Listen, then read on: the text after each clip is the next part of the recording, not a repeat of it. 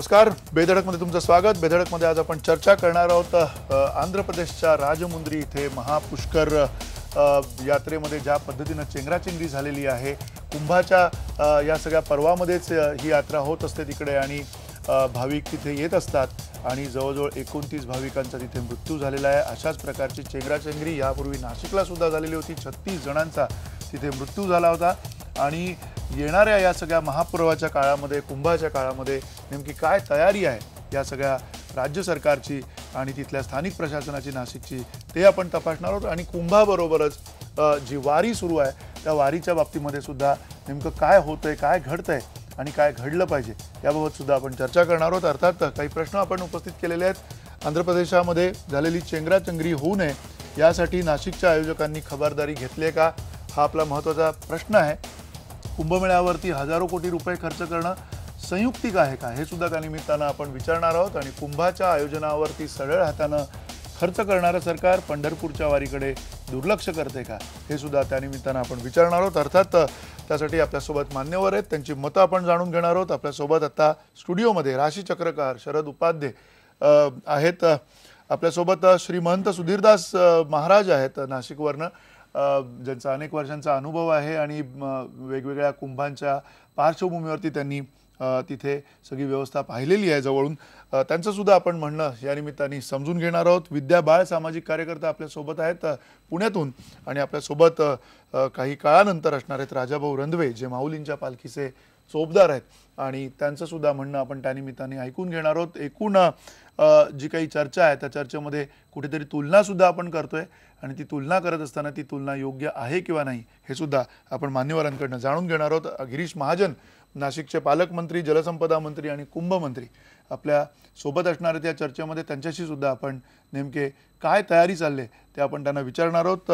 पहिला प्रश्न अर्थात शरद उपाध्ये तुम्हाला विचारायचा आहे, ज्या पद्धतीनं हा सगळा कुंभ चा प्रयोग आहे, कुंभ ज्या पद्धतीनं सुरू झालेला आहे, वर्षानुवर्ष शेकडो वर्षांची परंपरा आहे आणि अशा पार्श्वभूमीवरती 2000 जवळजवळ 300-600 कोटीच्या आसपासचा जो काही खर्च आहे त्या खर्चाला आपण कशा प्रकारे बघताय? हा खर्च होत असताना एकीकडे साधारणतः 450-500 कोटी रुपयाचा खर्च अपेक्षित आहे, ज्याच्यातले 150 कोटी रुपये वारीसाठी सुद्धा आतापर्यंत खर्च झाल्याचं आपण सांगतो। नेमकं काय घडतंय या सगळ्या पार्श्वभूमीवर? इतकी लाखो लोक, लाखो भाविक या ठिकाणी येत असतात, भक्तिभावे तिकडे जात असतात, पण मग तिकडे जे दिसतं चित्र ते वेगळं दिसतं, जे घडू नये खरं तर, पण चेंगराचेंगरीसारखी घटना घडतात आणि मग त्याच्यानंतर पुन्हा उहापोह होतो, चर्चा होतात। तुम्हाला काय वाटतंय, कशा पद्धतीनं आत्ताच्या या आधुनिक काळामध्ये या सगळ्या गोष्टींना सामोरं जायला हवं? मंदिराची पहिली गोष्ट ही, जे सगळे लोक जात आहेत दर्शनाला, अत्यंत भाविक आहेत, सगळ्यांच्या मनात प्रेम आहेच, पण आपल्याकडे फार मोठी एक गैरसमजूत अशी आहे की लवकर लवकर पुढे जावं, दर्शन करावं, त्याच दिवशी जावं म्हणजे फळ मिळतं। एक साधं उदाहरण देतो, गुरुवारीच सगळे लोक दत्त दर्शनाला का जातात मला अजून कळलं नाही। सगळी गर्दी मठामध्ये गुरुवारी असते का, शनिवारी नसतात का ते स्वामी? पण असं लोकांच्या डोक्यात काय काय बसलेलं असतं। आता असं म्हटलंय की सप्टेंबरच्या अखेरपर्यंत 3 शाही स्नानं होतील, त्याच्या आत दर्शनाला जा, असं मुळीच नाही। ज्याला भगवान पशुपतीनाथांबद्दल प्रेम आहे तो मनुष्य अशा तऱ्हेचे विचार घेऊन जातच नाही। म्हणजे असं म्हटलंय की चित्राची पूजा करू नये, चरित्राची करावी। पूर्णपणाने त्या देवतेबद्दलचं प्रेम निर्माण झालं तर मनुष्य असे घाई गर्दीने जाणं, मग कलकलाट करणं, त्या ठिकाणी अस्वच्छता करणं, अपघात होणे प्रकार घडणार नाहीत। मला असं वाटतं तिथे जाणाऱ्या लोकांना हे मार्गदर्शन जर साधू संतांनी महंतांनी केलं किंवा तुम्ही भगवंताच्या प्रेमाने या इकडे बघा, किती अनुभव तुम्हाला चांगले येतात। पण तसं न होता काहीतरी आपल्याला फायदा मिळावा, ऐहिक किंवा पितरांची कर्म करण्यासाठी लवकर जावं अमुक, पण जो मनुष्य मनात प्रेम घेऊन जातो त्याला असा कधी वाईट अनुभव येणार नाही। उरला प्रश्न खर्चाचा वगैरे, तो काय माझा विषय नाही, पण आपण म्हणतात तसं 1-3,000 कोटी समजा खर्च झाला असेल, एक गुंतवणूक म्हणून त्याच्याकडे जर पाहिलं तर त्या निमित्ताने जी नाशिक शहरात आजूबाजूला कितीतरी नवीन नवीन रस्ते होतील, त्या जनतेला फायदा होईल, हा भाग अगदी वेगळा असेल। पण त्याचा अध्यात्माशी संबंध जोडला ना तर परत येताना हे भाविक लोक शांत मनाने येताना दिसत नाहीत, मनस्ताप घेऊन काय येतात। म्हणून त्यांना जर सांगितलं आपण की तुम्ही प्रेमाने जाते ते भगवान प्रेमस्वरूपा, पण त्या ठिकाणी जाताना लोक काही अपेक्षा घेऊन जातात आणि मग असा अनुभव येतो. नक्की. तर त्या दृष्टीने संत लोकांनी त्यांना जर नीट समजावून सांगितलं भक्तीचा मार्ग तर आणखी बरं होईल. महंत सुधीरदासजी, तुम्ही या शरद उपाध्यायांच्या वक्तव्याशी सहमत आहात का? कारण ज्या पद्धतीनं जवळजवळ आता 80 लाख ते 1 कोटीच्या आसपास माणसं नाशिकमध्ये आणि त्र्यंबकेश्वरमध्ये येणं अपेक्षित आहे, त्या सगळ्या पार्श्वभूमीवरती आपण बघितलं आंध्र प्रदेशमध्ये काय झालंय. आजच अत्यंत दुर्दैवी अशी घटना आहे. नाशिकमध्ये सुद्धा 2003 साली आपण हे अनुभवलेलं आहे. अशा पार्श्वभूमीवरती तुम्हाला प्रशासन, त्यानंतर येणारे साधू आणि त्यानंतर जे भाविक आहेत, या सगळ्यांची व्यवस्था तिकडे चोख होताना दिसते का? काय तुमचं प्राथमिक मत आहे? सर्वात प्रथम आंध्र प्रदेशमध्ये जे भाविक मृत्यू पावलेत त्यांच्या आत्म्यास शांती लाभो अशी मी प्रभू रामचंद्र चरणी प्रार्थना करतो. आणि आदरणीय शरदजी उपाध्ये जे म्हणालेत त्यांच्या काही विषयाशी मी सहमत आहे आणि काही विषयाशी मी मात्र सहमत नाही. ते स्वतः उत्तम अत्यंत ज्योतिषाचे जाणकार आहेत. त्यांना देखील कल्पना आहे की काही विशिष्ट ग्रह योग ज्या वेळेला असतात त्यावेळेला त्याची काय परिस्थिती असते आणि त्यानुसार आपले सर्व सण वार हे आयोजित होत असतात. त्याचप्रमाणे नाशिकचा कुंभ ज्या वेळेला बृहस्पती सिंह राशीमध्ये ज्या वेळेला प्रवेश करतो त्यावेळेला सर्व भारतातील भाविक हे नाशिक शहरी यायला सुरुवात होते. त्याचं जरी कारण ते गर्दीच्या दृष्टीने जोडत असले तरी नाशिकच्या गोदावरीची उत्पत्ती ही या सिंहस्थ कालखंडात जो कालखंड सांगितलाय त्या कालखंडामध्ये झालेली आहे आणि त्याचा हजारो वर्षाचा इतिहास हा आहे आणि त्या कालखंडामध्ये भाविक हे त्या ठिकाणी दर्शनाला येत असतात. आता गंमत अशी होते की जसं शाही स्नानाचा विषय, शाही स्नानाच्या दिवशी काय होतं की साधारण 1 वाजेपर्यंत लाखो भाविक हे थांबलेले असतात एका विशिष्ट जागी आणि त्यांचं जे थांबणं आहे माणसाला साधारण एक असं आहे की बा एक विधी आहे, भोजन आहे, जेवण आहे, तो जर 8-9 तास जर त्या ठिकाणी अडकून पडला आणि जर आमचे जे शाही स्नान संपल्यानंतर त्याला दर्शनाला जायची किंवा स्नान करण्याची जी घाई असते या घाईमध्ये व्यवस्था कोसळते. गेल्या कुंभमेळ्यातही असं झालेलं होतं की 11:30 वाजता आमचे स्नान संपल्यानंतर अतिशय गर्दी झाली आणि जे बॅरिकेड्स आमच्या प्रशासनाने लावले होते, पोलीस खात्याने लावलेले होते, ते लाकडी बॅरिकेड्स लोकांच्या रेट्याने तुटले आणि त्यामुळे सरदार चौकामध्ये स्टॅम्पेडिंग झालं. तर मला असं वाटतंय की विशिष्ट स्थळ, काळ, मुहूर्त याचं महत्व निश्चितच आहे. आणि राशीचक्रकार जो शब्द प्रयोग करताय की गुंतवणूक, मला असं वाटतंय की थोडा अनपार्लमेंटरी वर्ड आहे. सिंहस्थ कुंभमेळा हा काही व्यापार नव्हे की तुम्ही काही 2-3 हजार कोटी रुपये त्यामध्ये गुंतवायचे आणि शासनाला काही एक 50-60 कोटी लाखाचा महसूल मिळणार आहे असा विचार शासनही करत नाही, संतही करत नाही. पण म्हणजे तशा प्रकारचा असोक्यांनी जे असोसिएशन आहे त्यांनी तशा प्रकारचा एक अहवाल सुद्धा दिलेला आहे. म्हणजे ती गुंतवणूक म्हणूनच त्याच्याकडे बघितलं गेलेलं आहे. म्हणतात की 10,000 कोटीच्या आसपासचा परतावा या सगळ्या गुंतवणुकीतनं मिळेल असं सुद्धा या अहवालामध्ये म्हटलेलं आहे. नुकताच केलेला सरकारकडे तो अहवाल असेल. आपल्यासोबत गिरीश महाजन आहेत. गिरीशजी, तुम्हाला सुद्धा हाच प्रश्न आहे. हजारो कोटी रुपये खर्च करतो. एकीकडे इथे जवळजवळ 1 कोटीच्या आसपास भाविक येणं अपेक्षित आहे, 80 लाख ते 1 कोटीच्या आसपास. असं असताना जी आजची घटना घडलेली आहे राजमुंद्रीमध्ये, अत्यंत दुर्दैवी घटना, त्या घटनेला पाहून तुम्ही अधिकची काही काळजी येणाऱ्या काळात घेणार आहात का? जो काही आत्ताची तयारी आहे त्याबद्दल तुम्ही काय सांगाल? निश्चित आमची तयारी पूर्ण झालेली आहे आणि आपण जे स्टॅम्पेड आता म्हणतायत, गर्दीमध्ये जी चेंगराचेंगरी झाली आणि आंध्र प्रदेशमध्ये जवळपास 25 कुठे 29,000 वेगवेगळा आकडा समोर येतो आहे की त्यात भाविक मृत्युमुखी पडले.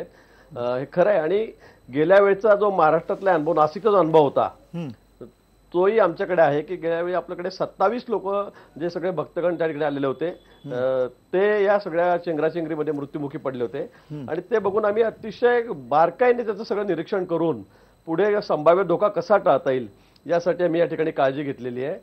आणि सर्वात महत्वाचा निर्णय त्या संदर्भामध्ये आमचा झाला की गेल्या वेळी ज्या रस्त्याने शाही मार्ग होता की ज्या स्नानासाठी सर्व साधू महंत शाही स्नानाच्या पर्वणीच्या दिवशी जाणार होते, तो मार्गच आम्ही आता बदललेला आहे. कारण गेल्या वेळीचा मार्ग अतिशय अरुंद होता, तो इतका उतार होता, त्याला स्लोप होता आणि त्यामुळे लोटालोटी चेंगराचेंगरीमध्ये त्या ठिकाणी काही लोक खाली पडली, त्यांच्या अंगावर काही लोक गेलीत आणि त्यात 27 लोक मृत्युमुखी पडले. आणि म्हणून आम्ही सर्वात महत्त्वाचा निर्णय घेतला. आणि मी खरं सर्व साधू महंत सर्व महामंडलेश्वरांचा मी आभार व्यक्त करणार आहे आणि तो आधी केलाही आहे की त्यांनी आम्हाला हा मार्ग बदलवण्यासाठी परवानगी दिली. हे काही फार सोपं काम नव्हतं की हा शाही मार्गाचा जो रस्ता आहे, तो मार्ग आहे शाही स्नानाचा मार्ग, तो बदलवणं.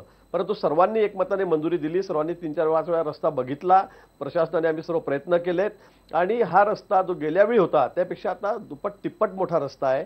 याला कुठेही असा उतार नाहीये किंवा कुठला धोका त्या ठिकाणी होईल अशी परिस्थिती कुठेही नाहीये. आणि म्हणून यावेळेला आम्हाला खात्री आहे की असा प्रकार पुन्हा या ठिकाणी होणार नाही. त्याचबरोबर गेल्या वेळेपेक्षा म्हणजे आम्ही यावेळेला पूर्ण सीसीटीव्ही कॅमेरे त्या ठिकाणी नाशिक शहरामध्ये लावलेले आहेत. अगदी आत घुसण्याच्या रस्त्यांपासून रेल्वे स्टेशन असेल, बस स्टँड असेल, रामकुंड असेल, साईसराचा मार्ग असेल, शहरातल्या इतर भागामध्ये त्या ठिकाणी पूर्ण सीसीटीव्ही कॅमेरे आम्ही त्या ठिकाणी लावले आहेत. अतिशय अद्ययावत यंत्रणा आमच्या पोलीस खात्याच्या ठिकाणी उभी केलेली आहे, महसूल खात्याने उभी केलेली आहे आणि त्यातून प्रत्येक गोष्टीवर बारकाईने आम्ही नजर ठेवतो. कुठे ट्रॅफिक जाम होणार आहे, कुठे जास्त गर्दी होणार आहे, कुठे वाटलं की गर्दी जास्त होते आम्ही एका मिनिटात त्या ठिकाणी तिथल्या अधिकाऱ्यांना कळवू, तो तिथे ते ट्रॅफिक बंद करेल, त्या ठिकाणी माणसांची गर्दी कमी करेल, तो दुसरीकडे डायव्हर्ट करेल.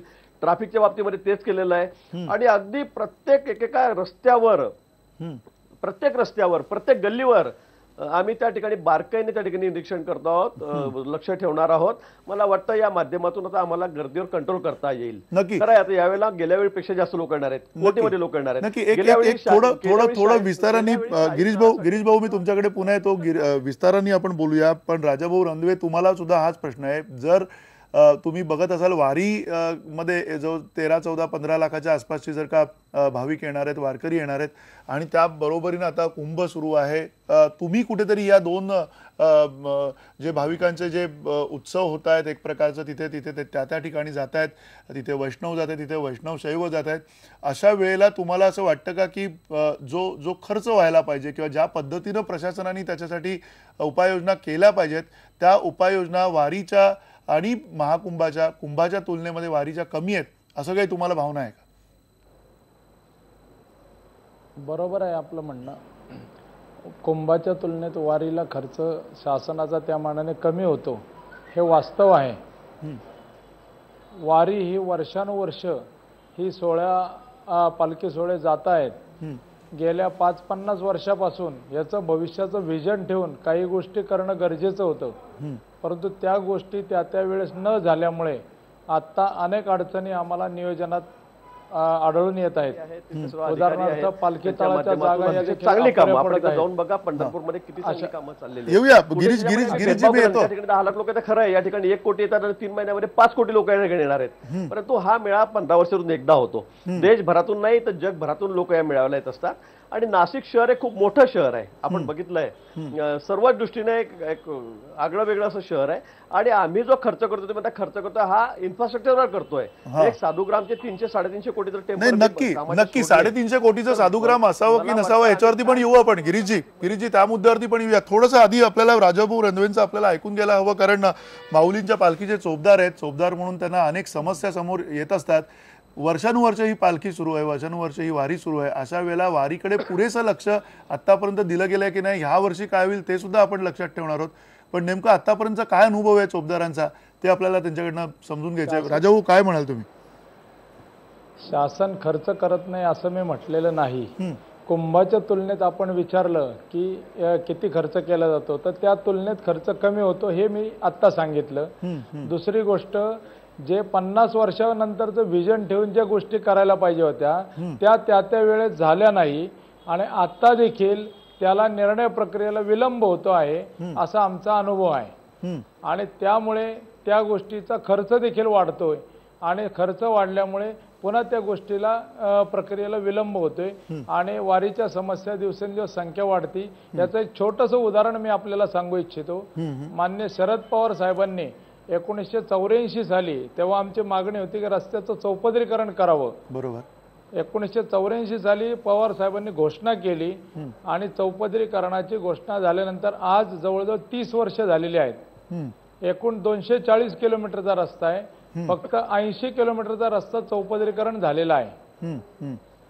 म्हणजे 30 वर्षामध्ये दरवर्षी 3 किलोमीटर जरी झाला असता तरी तो 90 किलोमीटर पर्यंत आला असता. दरवर्षी 8 किलोमीटर झाला असता तरी 240 किलोमीटर आजपर्यंत झालेला असता. त्याच्यामुळे या निर्णयात विलंब झाल्यामुळे या प्रक्रियेला सगळा वेळ लागत असल्या कारणानं त्याचा खर्च देखील वाढतो. आणि मग आता जेव्हा तो चौपदरीकरण होईल असं वाटतंय तेव्हा वारकऱ्यांची संख्या एवढी वाढत चालली की आता आमची सोलापूर जिल्ह्यात 6 पदरीकरणाची मागणी पुढे येत आहे.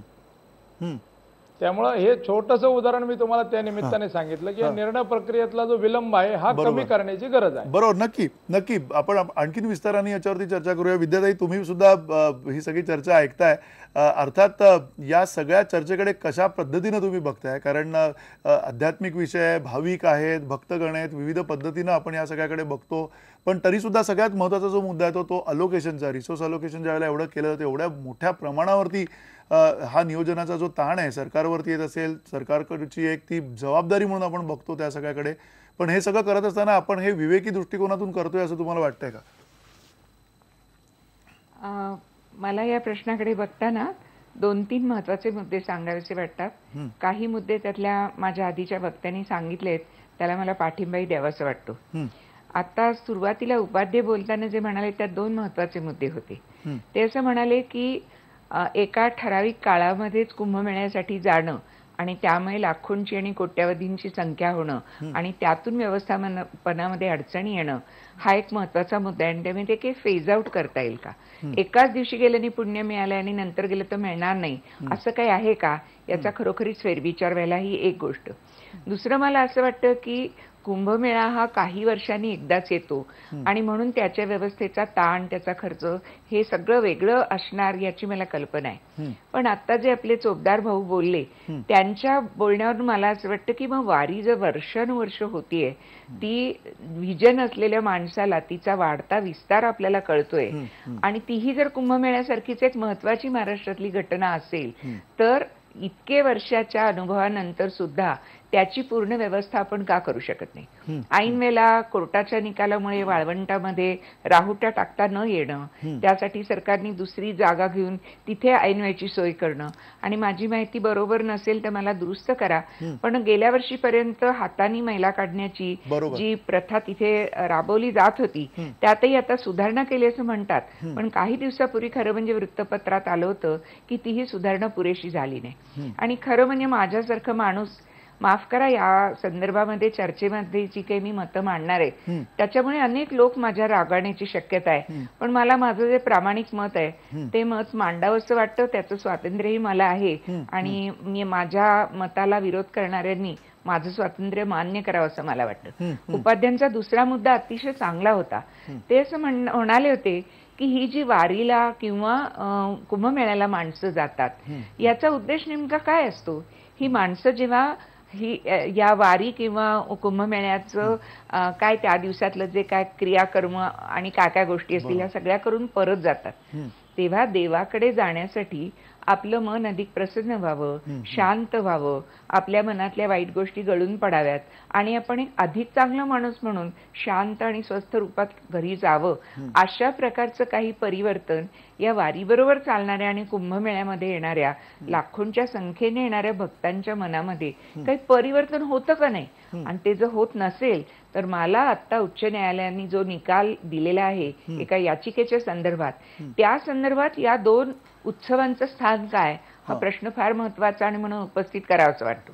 म्हणजे रस्त्यावरच्या उत्सवांना, सर्व धर्मामधल्या सर्व उत्सवांना रस्त्यावर आक्रमण करायला आणि जनसामान्यांचं जीवन तणावग्रस्त करायला जर बंदी असेल तर कुंभमेळ्यानी नाशिकमध्ये काय होतं आणि वारी ज्या ज्या गावातून जाते, उदाहरणार्थ पुण्यातून आत्ताच काही दिवसापूर्वी वारी गेली आहे आणि या वारीच्या वेळेला पुणेकरांचं नित्य जीवन इतकं विस्कळीत झालं होतं की कोणाला ऑफिसात जाता येत नाही, कोणाला शाळेत जाता येत नाही, कोणी पेशंट असेल तर त्याला रुग्णवाहिका नेता येत नाही. काय आहे म्हणजे हे देवाकडे जाणारे भक्त आणि हे सर्वसामान्यांचं जीणं याच्यामधला ताळमेळ काही सांभाळण्याच्या दृष्टीने बरोबर. सरकार विचार करताय का, पण सरकारपेक्षा सुद्धा भक्त काही विचार करतायत का नाही, आणि भक्तांना मार्गदर्शन करणारे संत आणि महंत हे काही यांना सांगायला समजावायला जात आहेत का नाही, असं मला प्रश्न उपस्थित करावा नक्की नक्की हा महत्वाचा प्रश्न आहे आणि या प्रश्नाची उत्तर आपण सरकारचे प्रतिनिधी आहेत, मंत्री आहेत आपल्यासोबत, गिरीश महाजन या सगळ्या नेहमीच्या गडबडीतनं वेळ काढून आपल्यासोबत चर्चेत आलेले आहेत, किमान चर्चा आपल्याशी करतात, त्यामुळे त्यांना सुद्धा हा प्रश्न आपण थेट विचारूया. महंत सुधीरदासजी आपल्यासोबत आहेत आणि शरद उपाध्याय आपल्यासोबत आहेत, राजाभाऊ रंधवे सोबत आहेत. आपल्या सगळ्यांना आपण हे प्रश्न विचारणार आहोत आणि अर्थात ही जबाबदारी कोणाची आहे आणि या जबाबदारीपेक्षाही महत्त्वाचं म्हणजे त्यातनं काय हासिल होतं, सगळ्या महाकुंभाच्या असेल किंवा वारीच्या अंती नेमकं काय आपल्याला मिळतं आणि ते मिळणं आपल्याला अपेक्षित असंच आहे का, हे सुद्धा आपण विचारणार आहोत छोट्याशा ब्रेकनंतर.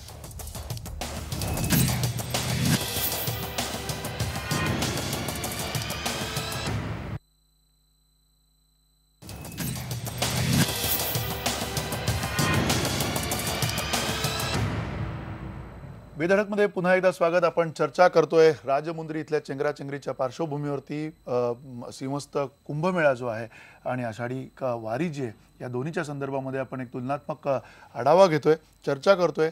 त्या चर्चेला पुढे सुरुवात करण्यापूर्वी काही महत्त्वाच्या बेधडक प्रतिक्रिया आपल्या प्रेक्षकांनी दिलेल्या आपण पाहूयात. महेश ताठे म्हणतायत, तुम्ही न्यूजवाले एक एक करून हिंदूंचे सारे सण बंद करायला लावणार असं दिसतंय, असं महेश ताठे म्हणतायत.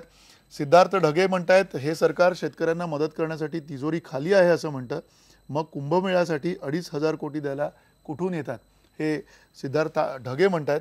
अवकाश बोरसे म्हणतायत, इकडे शेतकरी मरतोय आणि तो कुंभमेळा महत्त्वाचा आहे का, त्यानं काय पोट भरतं का, अंधश्रद्धेला खतपाणी घालून मतं लाटणारं हे सरकार आहे. राहुल वारे म्हणतायत, राज्य सरकार कुंभमेळ्याला एवढा खर्च करतं, दरवर्षी वारीला का मदत करत नाही.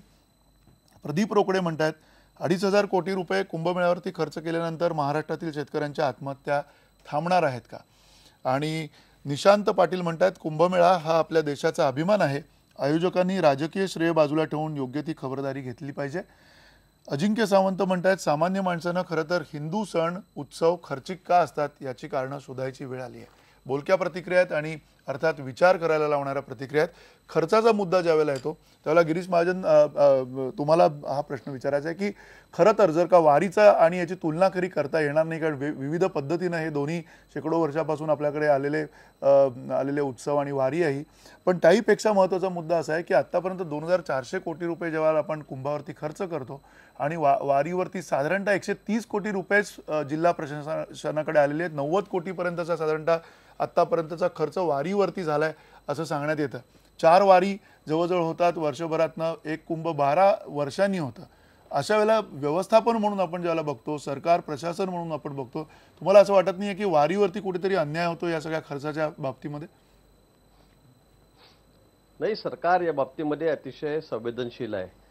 श्रद्धा आणि आस्थेशी जोडलेले हे दोन्ही प्रश्न आहेत. त्याच्यामध्ये का खर्च करतात, काही गरज आहे का, याच्यातून काय मिळतं. मला वाटतं आम्ही शेवटी भारतीय नागरिक आहोत आणि आमचा श्रद्धा आणि आस्थेशी हा जोडलेला एक हा विषय आहे आणि म्हणून याच्यामध्ये याची गरजच नाही. कशासाठी खर्च करतात, कशाला कुंभमेळा करतात, कशाला वारीला जातात, मला वाटतं हे म्हणणं मला वाटतं अतिशय गैर आहे.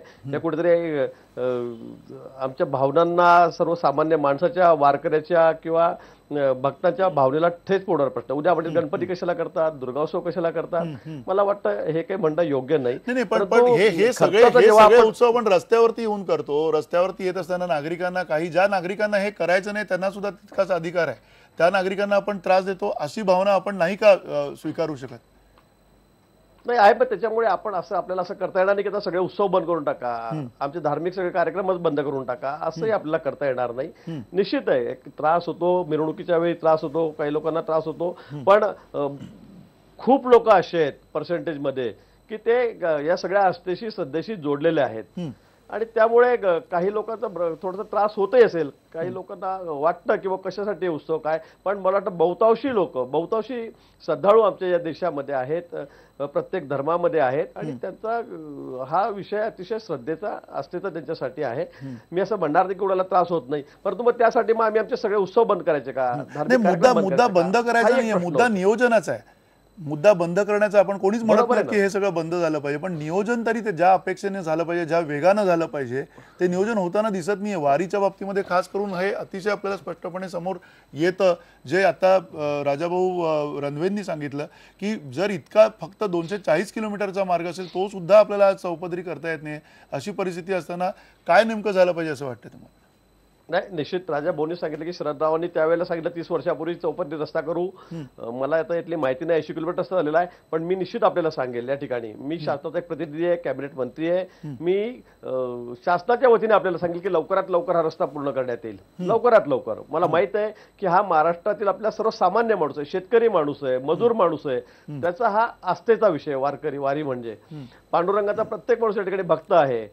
मी सुद्धा पांडुरंगाचाच भक्त आहे. माझ्या मागे आपण जर बघितलं असेल तर इथे विठोबा रुक्माई माझ्या मागे या ठिकाणी माझ्या ऑफिसमध्ये कार्यालयामध्ये ठेवलेले आहेत. आणि म्हणून हा विषय सर्वांच्या आस्थेचा आहे. आतापर्यंत खरं म्हणजे 6 महिने झाले आम्हाला या ठिकाणी येऊन. सरकार ठीक आहे, कोणाचं असेल काय असेल तो भाग वेगळा आहे, परंतु निश्चित ज्या पद्धतीने कुंभमेळा खर्च केला गेलेला आहे. मी सांगितलं की पंढरपूर, देहू, आळंदीवर पण आपण 1100 कोटी रुपये ठेवलेले आहेत. त्यातले 350 कोटी रुपयाचे कामं चाललेत. आपण सांगितल्यावर मी जिल्हाधिकाऱ्यांशी त्या ठिकाणी बोललो, मुंडे साहेबांशी, त्यांच्याकडून ही माहिती घेतली. आणि पुन्हा आपण त्या ठिकाणी तीर्थक्षेत्र विकासाच्या माध्यमातून यावर्षी पैसे देणार आहोत. मी आपल्याला एकूण 467 कोटी रुपयाचे आहेत. गिरीश भाऊ, तुमच्या माहिती करता सांगतो, एकूण 467 कोटी रुपयाचे आहेत. एकूण जो तीर्थक्षेत्र विकास आराखडा आहे तो सुद्धा देहू, आळंदी, डोंगर आणि नेवासा यासाठी 467 कोटींचा आहे. त्याच्यामधले केवळ 310 कोटी रुपये मिळणार आहेत पंढरपूरला, ही माहिती आहे आमच्याकडची. आपण माहिती घ्या. मी जिल्हाधिकाऱ्यांशीच बोललेलो आहे. 150 कोटी रुपये म्हणजे 150 कोटी रुपयाचा सगळा हा प्लॅन आहे. त्याच्यामध्ये देहू, आळंदीचाही त्याच्यामध्ये समावेश आहे आणि पंढरपूर पण आहे. पण तो काय असेल ते असेल, पण तो हा आमच्या श्रद्धेचा विषय आहे. पांडुरंग म्हणजे हा सगळा महाराष्ट्रीय जनतेचा श्रद्धेचा विषय आहे. मी पुन्हा सांगेल की या ठिकाणी कुठलाही निधी कमी पडणार नाही. कारण शेवटी आपण 4-4 वेळा वारीला जातो, येणाऱ्यांची संख्या भरपूर आहे. मागच्या काही काळामध्ये काही अपघातही झालेत रस्त्यावर, काही वारकरी त्या ट्रक खाली आलेत, हे याची कल्पना शासनाला आहे. निश्चित त्या बाबतीमध्ये आम्ही जी काही खबरदारी घ्यायची ती घेऊ. आणि निधी मात्र यासाठी जो काही उपलब्ध करून द्यायचा आहे तो आम्ही वेळेवर उपलब्ध करू. नक्की. पुन्हा शरद उपाध्ये, तुम्हाला हा प्रश्न आहे. ज्या एका लेखात तुम्ही अलीकडे म्हटलेलं आहे की उन्माद आहे हा एक प्रकारचा, तुम्हाला असं वाटतं खरंच मनापासून की हा उन्माद आहे? अशा प्रकारे जर का कोट्यावधी माणसं जर का तिकडे येत असतील आणि अशा प्रकारे जर का लाखो लोक एका दिवशी आषाढीला तिकडे जात असतील तर हा उन्माद आहे असं तुम्हाला म्हणायचं? त्यापूर्वी महंतजी काय म्हणाले त्याचं पुन्हा एकदा मी आराखडा. ते असं म्हणाले की काही ग्रह बदलतात आणि त्यावेळी त्या गोष्टी कराव्या लागतात वगैरे. तर माझं म्हणणं असं आहे, मुहूर्त वगैरे हा जो प्रकार आहे ना, त्याला एवढं महत्त्व देण्याचं कारण नाही. रामप्रभूंना मुहूर्त वसिष्ठ महामुनीने काढून दिला होता राज्याभिषेकासाठी. काय झालं, त्याच मुहूर्तावर ते वनवासाला गेले. म्हणून म्हटलंय, कर्मणोही प्रधानत्वम किम कुर्वन्ति शुभग्रा दत्ते लग्ने वसिष्ठेन रामा किम रमते वनम. तर मुहूर्त आहे म्हणून कोट्यावधी लोकांनी चेंगराचेंगरी करायची, त्यावेळीच फक्त परमात्म्याची कृपा होते आणि एरवी होत नाही, मला पटत नाही. दुसरी गोष्ट, फार सनातन काळात तुकाराम महाराजांनी असं विचारलं, आली सिंहस्थ पर्वणी न्हाव्या भटा झाली धणी, अंतरी पापाच्या कोडी वरी वरी बोडी डोई दाडी, बोडीले ते निघाले काय पालटले सांग वहिले, पाप गेल्याची काय खोणं नाही पालटले अवगुण, भक्ती भावे विण तुका म्हणे अवघाची सीण. मंदारजी, या कोट्यावधी लोकांच्यात अश्रू गळतात, परमेश्वराच्या आठवणी भरून आले, कंठी प्रेमदाटे नयनी निरलोटे. किती लोकांची अवस्था आहे? नाहीच आहे. पटापट पुढे जायचं, बायका बघायचं ना, मुलं बघायचं, मला प्रसाद लवकर मिळाला पाहिजे, याला उन्माद नाही म्हणत. तुम्ही भक्तिभावाने जा. त्या मनाने वारकरी बघा किती पावसा पाण्याचे कसे जातात, त्यांच्या मनात प्रेम केवढं असतं, उभे असतात, तक्रार नाही, काय नाही, तिथे जाणवते यांच्या अंतरात परमात्मा आहे. पण शैव आणि वैष्णव दोन्ही दैवत एकच आहे. दत्तप्रभूंच्या ठिकाणी सगळे एकवटलंय, पण ह्यांचे हे सगळे जे काय शाही स्नान, मान अपमान वगैरे, ह्या गोष्टीचं सामान्य माणसाला कंटाळा येतो. नक्की. अगदी या काळामध्ये सुधीरदासजी, आम्हाला हे पटत नाही ज्या पद्धतीनं साधू येऊन भांडतात, ज्या पद्धतीनं साधू येऊन कोट्यवधी रुपयाचं ते सोनं अंगावरती घालत असतात आणि ते अगदी अख्खं प्रशासन त्यांना झुंपलेलं असतं. प्रशासनासमोर त्यांचा दबाव असतो आणि अशा वेळेला हे सगळं जे म्हणजे अगदी अनाकलनीय वाटतं या काळामध्ये तुम्ही समजून सांगू शकाल का हे अत्यावश्यक आहे किंवा काय? म्हणजे जे जे रागलोभ आहेत, जे मानापमान आहेत, आजही आज ते मानापमान घडताना आपण बघतोय. हे सरकार सुद्धा मेटाकुटीला येतं या सगळ्या गोष्टी पाहिजे. मी आमचे जे वारकरी आहेत, तो आमचा वारकरी शेतकरी आहे. मगाशी कोणीतरी तुम्हाला SMS वरती सांगितलं की शेतकऱ्यांचा प्रश्न आज सन्माननीय आदरणीय मुख्यमंत्री महोदयांनी कुंभमेळ्याच्या उद्घाटनाच्या ध्वजापूजनाच्या वेळेला तिथे जी मागणी केली की माझ्या शेतकऱ्याकरता या संपूर्ण महाराष्ट्रामध्ये पाऊस पडो अशी मी या ध्वजपर्वाच्या पूजनाकरता प्रार्थना करतो. आणि आम्ही वैष्णव आहोत, वारीचा जो प्रश्न आहे त्या वारीकडे देखील लक्ष दिलं गेलं पाहिजे. निश्चितच आम्ही देखील सर्व आखाडे त्याबद्दल प्रशासनाशी बोलू आणि प्रशासनाने अतिशय उत्कृष्ट योजना कुंभमेळ्याच्या संदर्भाने केली आहे.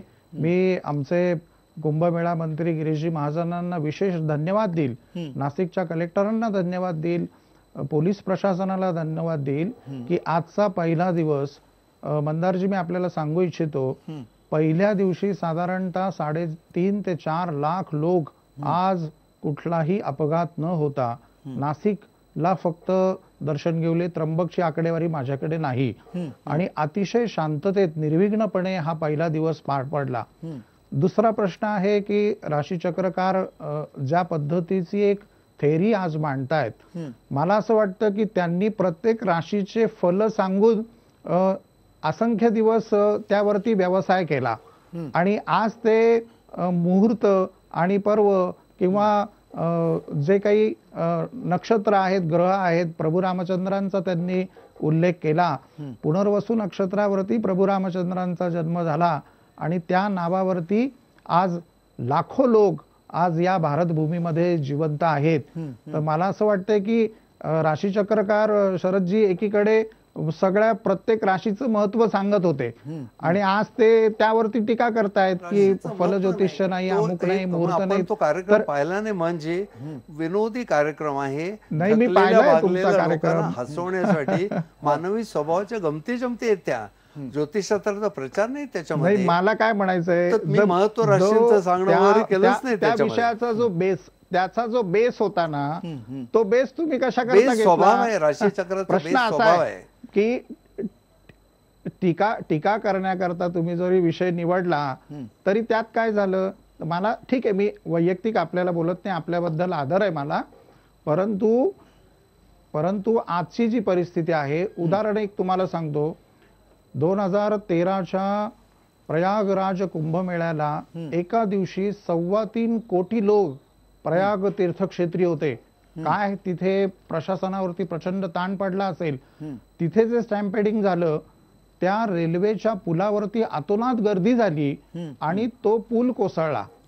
आता अशा जर घटना घडू लागल्या तर प्रशासन काय करणार. आज आमचे सन्माननीय पालकमंत्री 24 तास जवळपास जागे होते आणि तिथे उभं राहून त्यांनी आजचा सगळा विधी पाहिला. सोहळ्यामध्ये आज ते पूजेला बसले, आम्ही तिथे त्या ठिकाणी उपस्थित होतो. एवढी मेहनत जर ते कुंभमेळ्याच्या ठिकाणी नवीन शासन घेत आहे, मुख्यमंत्री 4-4 वेळेला जर त्यांना पाठवतायत नाशिकला, नाही, मला असं वाटतं मुद्दा तोच आहे की इतक्या वरिष्ठ मंत्र्यांना तिकडे यावं लागतंय. म्हणजे मुळात मुद्दा हाच आहे की इतक्या वरिष्ठ मंत्र्यांना तिकडे यावं लागतं. सगळं प्रशासन दावणीला लागलेलं आहे. वारीला जर तसं बघितलं तर वारीला तेवढी शिस्तबद्धता आहे, इथे महाकुंभला तेवढी शिस्तबद्धता दिसत नाही. अत्यंत ताण असतो प्रशासनावरती. हा मुद्दा आहे. आणि आता एकीकडे महाराष्ट्राला पाण्याचं नियोजनाची गरज आहे. नियोजन जे पाण्याचं करणारे जलसंपदा मंत्री आहेत ते तिकडे व्यस्त आहेत सगळीकडे महाकुंभमध्ये. ही भूषणाव स्थिती नाहीये ना आपल्यासाठी सगळ्यांसाठी.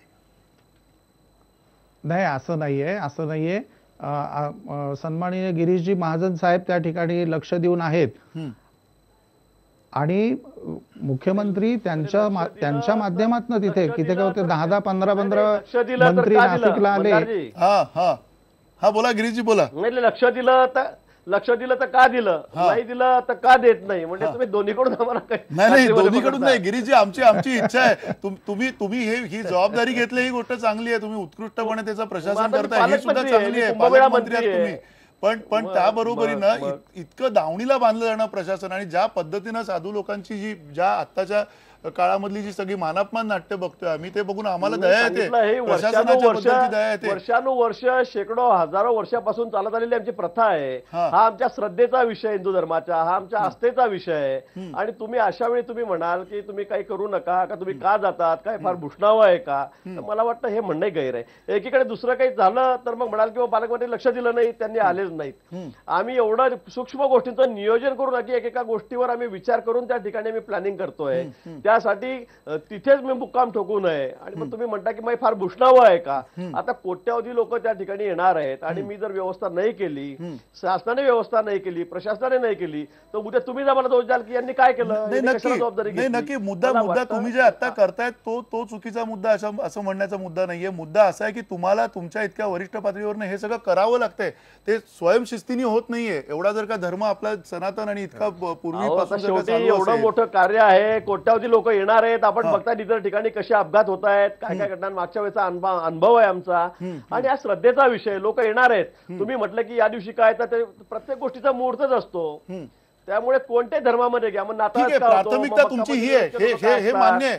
गिरीश भाऊ, हे मान्य आहे की तुमची प्राथमिकता आहे ही, आणि प्राथमिकता इतकी कोटी भारतभरातून, देशभरातून, जगभरातून जर का माणसं येणार असतील तर ही प्राथमिकता द्यायला सुद्धा लागेल तुम्हाला, यात काही शंका नाहीये. पण जो मुद्दा आता चर्चेला येतोय, पुन्हा विद्याताई तुम्हाला हा प्रश्न विचारायचा की जर इतकी करोडो माणसं येत असतील आणि आपण ते बघतोय की ज्या पद्धतीनं ती माणसं येतात त्यांना शिस्त नसते, त्या शिस्त लावायला लागते, प्रशासनावरती तो ताण येतो, आणि अशा वेळेला पुन्हा ही सगळी जबाबदारी प्रशासनावर आम्ही टाकतो. माध्यम आम्ही त्याच्यावर बाबत बोलत असतो, प्रशासनावर तोही ताण आहे. दोन्हीकडनं ही दुधारी तलवार असल्यासारखी परिस्थिती प्रशासनाची आहे. काय याच्यावरती उपाय असं वाटतंय तुम्हाला? मला या सगळ्या चर्चेमध्ये पुन्हा एक अतिशय महत्वाचा मुद्दा मगाशी जो मी मांडला तोच पुढ्यात घ्यावा असं वाटतो. आता हायकोर्टाने दिलेला जो निकाल आहे की कुठल्याही धर्मामधले उत्सव जर रस्त्यावर आले आणि त्यांनी जनसामान्यांचं जीवन विस्कटायला लागलं तर त्या प्रकारच्या उत्सवांना बंदी घालण्याची. आता मला हायकोर्टाने याची व्याख्या करावी की वारी आणि कुंभमेळा यांच्या बाबतीत उत्सवाची आपली व्याख्या नेमकी काय आहे, ते या रस्त्यावरच्या त्रासामध्ये, आक्रमणामध्ये बसतात का नाही बसतात, आणि बसत असतील तर त्यावर कारवाई काय करणार. दुसरा असाही मुद्दा आहे की आपण महाराष्ट्रामध्ये आहोत. महाराष्ट्राला जशी वारकऱ्यांची आणि कुंभमेळ्याची परंपरा आहे तशी महाराष्ट्राला विवेकाची परंपरा नाही आहे का. श्रद्धा या नावाखाली मला या सगळ्या वारीमध्ये आणि कुंभमेळ्यामध्ये काही नक्की मनापासून भाविक असलेले, चारित्र्यांनी अतिशय संपन्न असलेले, ज्यांच्या वागण्या बोलण्यामध्ये या देवाबद्दलच्या श्रद्धेतून एक अतिशय निर्मळपणा आलेला आहे असे काही लोक नक्की असतील. पण या दोन्ही ठिकाणी जाणाऱ्या लोकांमध्ये हौशे, गौशे, नवशे किती लोक आहेत. मी जरा बोलते याचा आपल्याला राग येईल, पण मला इथे मांडणं गरजेचं वाटतं. वारी होऊन गेल्यानंतर आणि कुंभमेळा होऊन गेल्यानंतर आणि गरब्यासारखे डान्स होऊन गेल्यानंतर बाकीच्या शहरामध्ये ज्या गोष्टी लोकांच्या अनुभवाला येतात त्या पाहिल्या तर या काळामध्ये नीतीला सोडून स्वैर वातावरण पुरुष मंडळींचं खूप जोरात होतं. त्याला स्त्रियाही सहभागी असतात आणि यानंतर अबॉर्शनच्या गोष्टी वाढतात. हे जर पाहिलं तर श्रद्धेसाठी येणारे लोक, त्यांची संख्या, खऱ्या श्रद्धाळूंची संख्या किती, निरपेक्ष अशा आपल्या धर्माच्या संविधानानुसार असलेल्या कल्पनेनुसार आपण या दोन हिंदू धर्माच्या आणि आता दहीहंडी येऊ घातलेली आहे या सगळ्यांना खर्च करतो आहोत. सरकार किती खर्च करताय आणि राजकीय पुढारी किती खर्च करतायत, हे दोन वेगळे भाग आहेत. पण मला असं वाटतं की खरोखरीच भारतामध्ये इतके लोक गरिबीमध्ये, दारिद्र्यामध्ये जगण्याची झुंज देत असताना याच्यावर कोट्यावधीचा खर्च व्हावा का.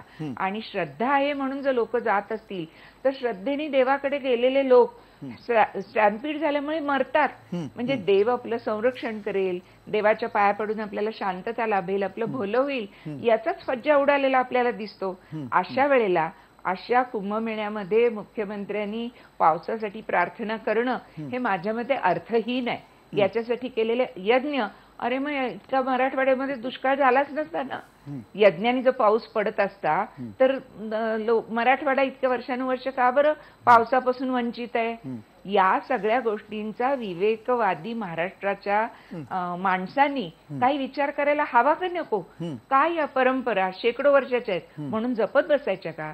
त्यातलं जे चांगलं आहे ते घ्या, पण ते जर आपल्या हाताबाहेर जात असेल तर मंत्र्यांनी सुद्धा श्रद्धेचा एक बाऊ करून त्याच्यासाठी आम्ही कसं करतोय हे दाखवणं हे माझ्या मते चुकीचं आहे. मी जर मगाशी त्यांचं बोलणं बरोबर ऐकलं असेल तर ते काय म्हणाले की विठोबा हा माझ्या ऑफिसात आहे की नाही म्हणले की नाही मला माहित नाही, पण त्यांच्या समजा ऑफिसात नसेल विठोबा तरी मी असं अनेक अधिकाऱ्यांच्या जी खरं म्हणजे पब्लिक स्पेस आहे तिथे त्यांनी देवाच्या मूर्ती ठेवलेल्या बघते, तेव्हा मला असं वाटतं की पुण्याच्या एका पोलीसच्या ऑफिसमध्येही मी पाहिलेलं आहे तिथे सगळ्या पोलिसाच्या अधिकाऱ्याच्या काचेखाली सगळ्या हिंदू देवदेवतांच्या मूर्ती फोटो लावलेले होते.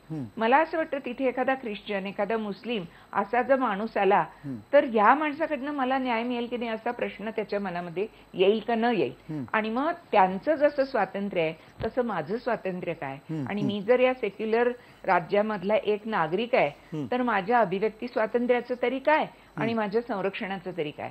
हे सगळे मुद्दे विचारात न घेता कोट्यावधी लोक येतात म्हणून कोट्यावधी रुपये खर्च करणं आणि वारीला जाणाऱ्या लोकांचा सुद्धा एक प्रथा आहे म्हणून तिकडे जाणं, यातल्या सन्माननीय अपवादांना सोडून मला साधं असं वाटतं एखादी चांगली गाण्याची मैफल ऐकली, एखादा उत्तम नृत्याचा कार्यक्रम पाहिला, उत्कृष्ट पुस्तक वाचलं, चित्र प्रदर्शन पाहिलं, यातून माणसाच्या मनावर जो एक शांततेचा आनंदाचा निर्मळपणाचा संस्कार होतो असं खरंच इथे जाऊन किती लोकांच्या बाबतीत होतं.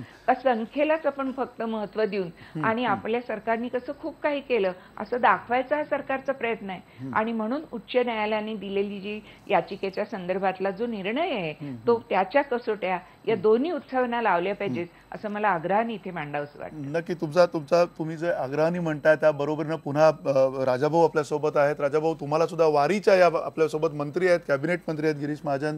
वारीच्या दृष्टिकोनातून आता प्राथमिकतेनं घ्यावेसे कुठले मुद्दे तुम्हाला असं वाटतायत? कारण आम्ही बघतोय की या सगळ्या 2300 कोटीच्या आसपासच्या खर्चामध्ये महाकुंभच्या साधारणतः आरोग्य खात्यावरती सुद्धा 10 कोटीच्या आसपासचा खर्च आहे. म्हणजे तो तुलनेने जर का बघितला तर आरोग्याची व्यवस्था, टॉयलेट्स असतील, बाकीची जी काही सार्वजनिक स्वच्छतेची व्यवस्था असेल तिची व्यवस्था आणि कन्स्ट्रक्शन पासून ते इतर ज्या गोष्टी आहेत, अगदी भाड्यानी गोष्टी घेण्या CCTVच्या सारख्या गोष्टी आहेत, त्याला त्याच्यापेक्षा कैक पटीनं जास्तीचा खर्च केलेला आहे. अशा वेळेला तुम्हाला असं वाटतं की प्राथमिकता कुठेतरी या सगळ्या खर्चाची चुकती आहे, जी माणसांपर्यंत सामान्य पोचायला पाहिजे अशापर्यंत ती प्राथमिकता यायला पाहिजे? काय मत आहे तुमचं राजाभाऊ?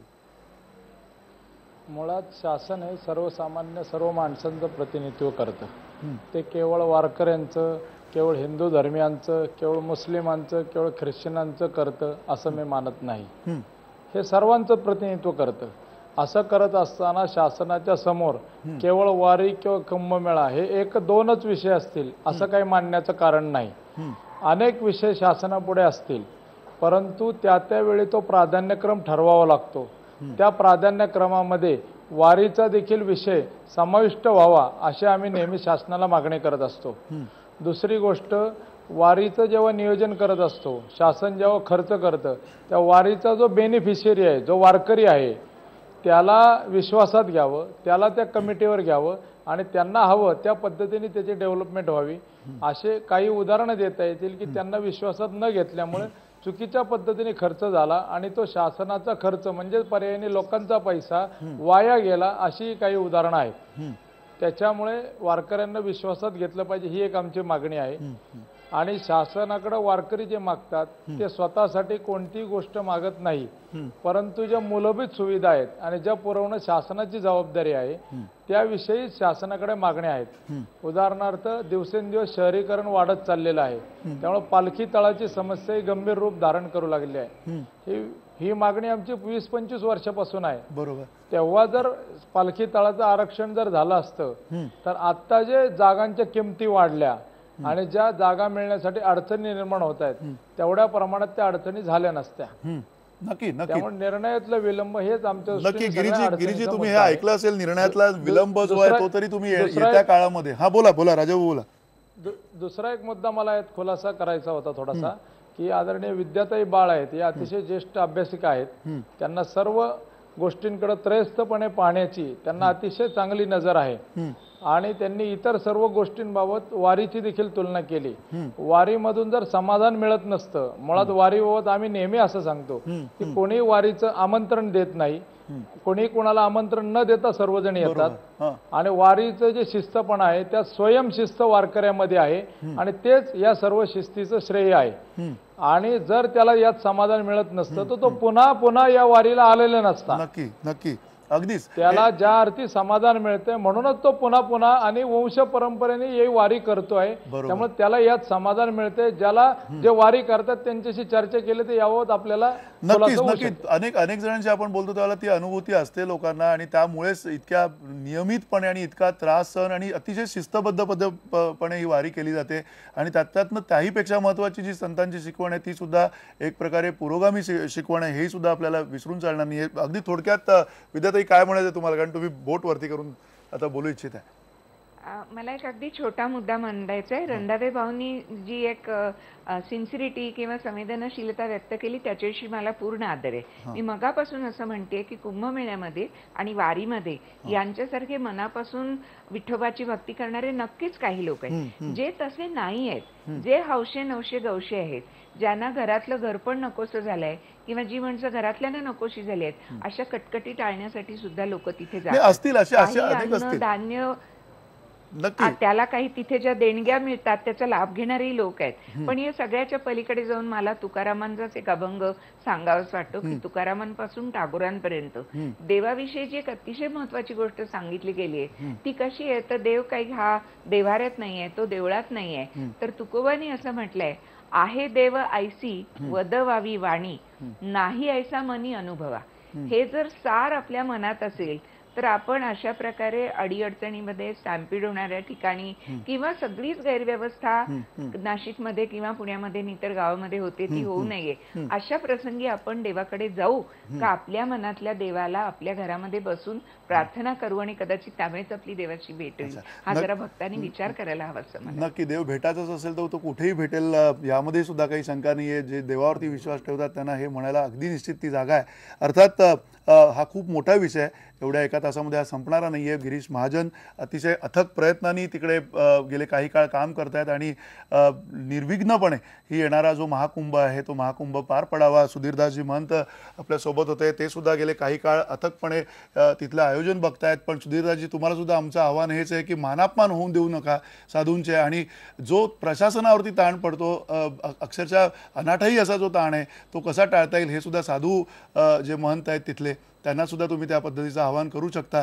गिरीशजी महाजन ते बोलणार नाहीत का राजकारणात आहेत, खुलेपणाने ते बोलणार नाहीत, पण हा अत्यंत अनाठाई असा जो प्रशासनावरचा ताण आहे तिथला नाशिकचा तो कमी होईल अशी सुद्धा आपण अपेक्षा करूया. शरद उपाध्ये धन्यवाद.